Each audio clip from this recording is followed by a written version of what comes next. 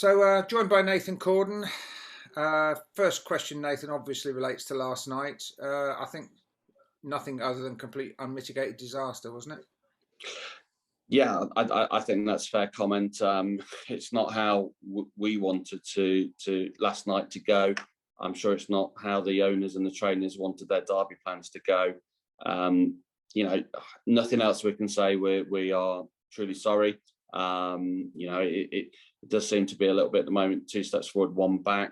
But we're gonna, we're doing our best to get that remedied. The lads are working on the track now.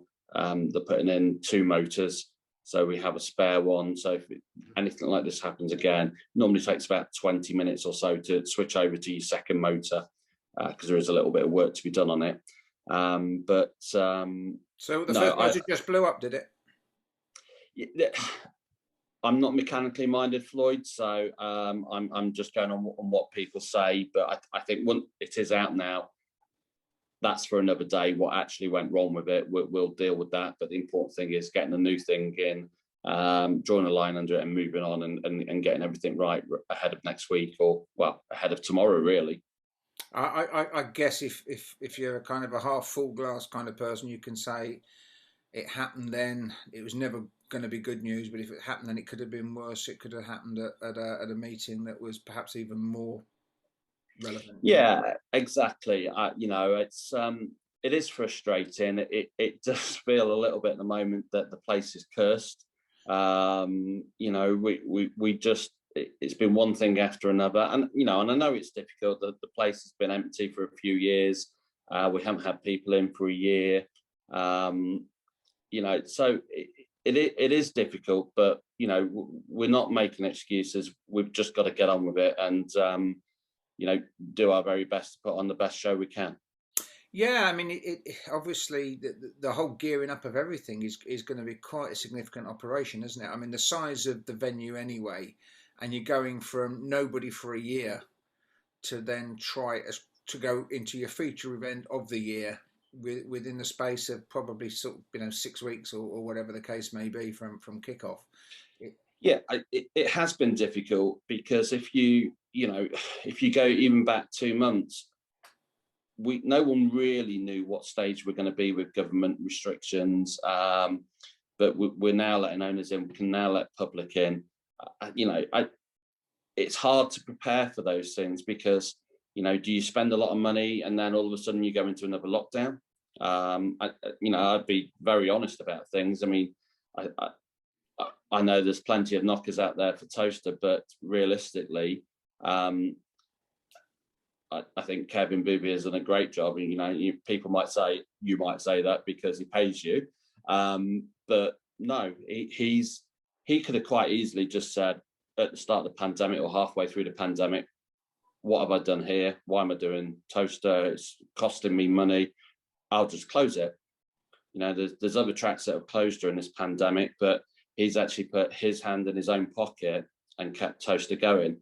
We've had quite a few instances over this year already where he's put meetings on that are not televised. I think Toaster's the only track to do that, probably, to give the graded runners or open race runners a run, and he's paying that prize money. We did it when people couldn't come in, so there's no money. That's a cost.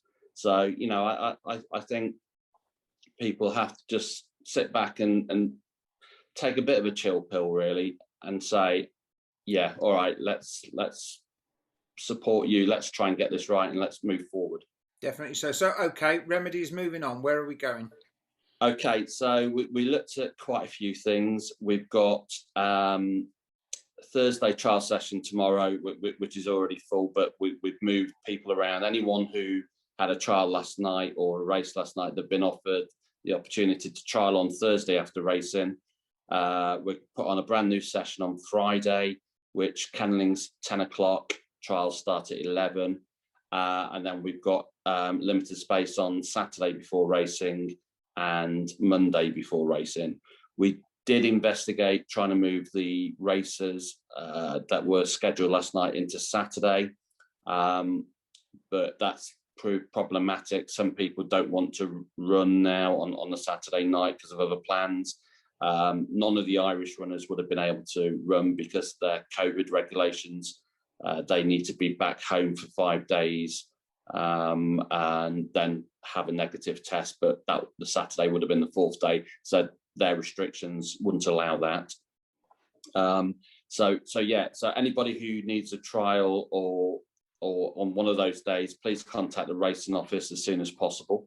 What we've also said, anybody who was due a trial or a race last night, which was abandoned, still enter. The Derby closes today at 3 o'clock. If they're not happy with the dog on Thursday, Friday, or Saturday, or Monday when they